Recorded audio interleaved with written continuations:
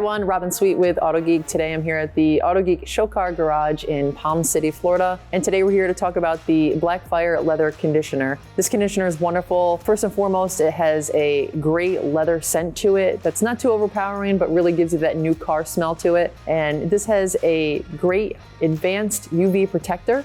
So it keeps your leather from fading, cracking, drying out. It's kind of like putting a moisture barrier on there. It actually leaves behind a barrier to keep moisture from penetrating and drying out the leather and any stitching as well. The best way to apply this is to apply with a foam applicator or a microfiber applicator.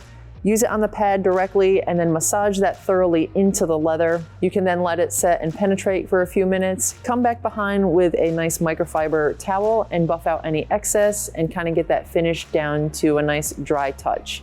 It's non-oily based, doesn't leave any greasy finish behind, and again, has that wonderful scent. The best time to use this is after you've done a really thorough cleaning using the BLACKFIRE interior cleaner, and always come back with the conditioner. Again, it's great for all your leather surfaces with inside your vehicle. If you have questions on this and others, you can visit autogeek.com.